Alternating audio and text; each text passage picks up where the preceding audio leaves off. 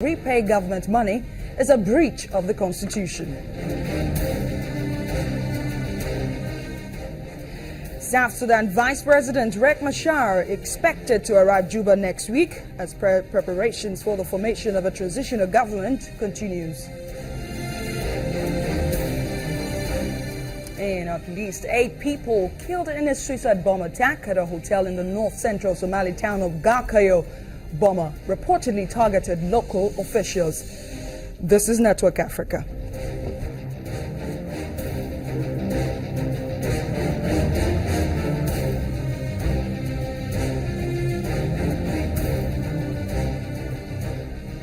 Hello and welcome to Network Africa. I am Adeshawa Josh. Your actions are unconstitutional. That's what the most senior court in South Africa has to say about President Jacob Zuma's home revamp saga after going through a long list of evidence before it. The judges ruled that President Zuma was constitutionally obliged to respect a ruling by the public protector, saying that he should pay for non-security upgrades of his private residence. President Jacob Zuma is said to have violated the Constitution when he failed to repay government money spent on his private home. Court ruling today, South African President Jacob Zuma failed to uphold, defend and respect the Constitution when he ignored the order of an anti-corruption watchdog to repay some of the $16 million spent to upgrade his private home. The court delivered a stinging rebuke to Mr. Zuma and gave him 105 days to repay the reasonable cost of non-security related upgrades to his sprawling rural residence at Nkandla in KwaZulu-Natal. The unanimous ruling by the 11-judge court is the latest twist in the 6-year saga over Nkandla that now adds financial damage to the political wounds it has already inflicted on President Zuma. It was also a clear vindication of Public Protector Thuli Madonsela, a constitutionally mandated watchdog who was described by Chief Justice Mogoeng as a biblical David fighting against the Goliath of corruption. He was duty-bound to, but did not, assist and protect the public protector so as to ensure her independence, impartiality, dignity and effectiveness by complying with her remedial action. The uncompromising nature of the verdict, Mogoeng described it as a profound lesson for South Africa's young democracy. All the president was required to do was to comply. Arguably, he did, but only with a directive to report to the National Assembly. The president thus failed to uphold, defend, and respect the Constitution as the supreme law of the land. The African National Congress majority in Parliament will almost certainly give political cover against any attempt to impeach President Zuma. But the ruling may embolden opponents within the ruling party to challenge him. And of course, there have been reactions to that court ruling. Let's listen.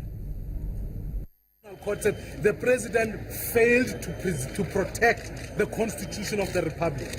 How can Parliament then be forced to protect a man who fails to uphold his oath of office by protecting the Constitution of the Republic? Parliament can't do that. It must impeach President Zuma, and we will certainly, that motion has been drafted in and submitted in today, and we want those actions to be taken by the National Assembly. The Constitution says that in section 89. A person who has broken and who has transgressed the Constitution or committed a serious violation of the law is no longer fit to be the president of this country. That's why I said at the State of the Nation address, that man is no longer qualified to stand before the nation and deliver a State of the Nation address because he had already broken his oath of office. The onus now is on ANC to deal decisively with their person. It is the ANC which brought JZ, fully knowing that he was a questionable character. We are not responsible for that. And the voters, if ANC doesn't take steps, voters should punish the African National Congress without delay. I just feel he has a lot to offer, and South African citizens and people residents in South Africa also have that. It's the onus is upon them also to open people's eyes to the different ways that they can get involved and make a positive difference, aside from just sitting down and criticizing when they don't really understand much about what they're criticizing. Since he was not the first the president, but we had a lot of many scandals about him, you know. I mean, there's rape scandals, you know, there's Nkandla scandals, you know. I think he must just step down, you know, and give youth a chance, you know. We've got a lot of young people who have potential to take over, you know. I mean, Zuma must, I think he must step down, you know.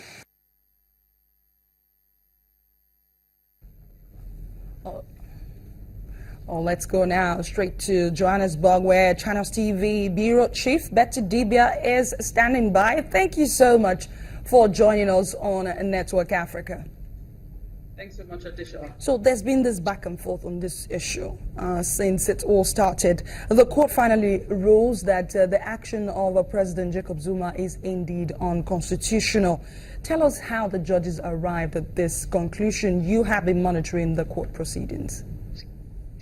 Well, as expected, the Constitutional Court, going by the dictates of the Constitution, the relevant sections. I remember Justice Mokweng mentioned Section 172, Section 83B, among other sections, leading to describing the responsibilities of the executive, of the National Assembly, as well as the public protector, whose office was established by the Constitution. Her office is part of what they call the Chapter 9 institutions, those that police or keep the state offices, you know, accountable to the people. So he, stating all those things and the procedure, Justice Mokweng had said the president, after that report had been made about 3 years ago, that the president could have questioned issues that he didn't agree with in court, and not just relying on the report by the police minister, as well as the ad hoc committee of the National Assembly. Of course, you know that at the National Assembly, the ANC is in majority.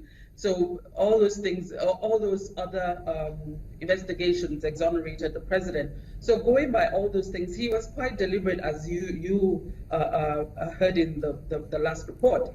So putting all those things together, the dictates of the Constitution, that is the Bible or the guideline book for this country and every other country that has a constitution. So many are saying, Betty, that this court ruling is a vindication for public protector Thuli Mandosela, who's been pointing out, of course, this from the very beginning. Give us a sense of, I mean, we already saw the reaction. What have you heard, and how are people reacting to this? Well, this is an issue that has brought about a lot of debate. Should he pay? Should he not pay? Should we just move on? There are other issues in the country. But it's at the base of it is accountability. As the justice said, impunity. You have to be accountable to the people. Let me start with her reaction. She was a bit conciliatory in her reaction, and she said, I believe all the people in question or indicted in this made a mistake. We're all not above making a mistake. I believe the executive made a mistake. I believe the National Assembly made a mistake. So we have to correct our mistakes and move on from there. Okay. The other part, the opposition parties are saying that they must remove the president, that the president has to step down. And the DA, as we heard Musi Maimane saying, they have filed a notice for impeachment. Whether that will be carried through, we'll still have to see. Yes, as people have said that there will definitely be political implications of the... I'll let you go. We know that Chief Justice Mogoeng gave the Treasury 60 days, some reports are saying, in which to determine their reasonable cost, after which Zuma would have to a further 45 days to pay back the money. What in this case is reasonable act, I wanted to say? The reasonable act, what does that mean?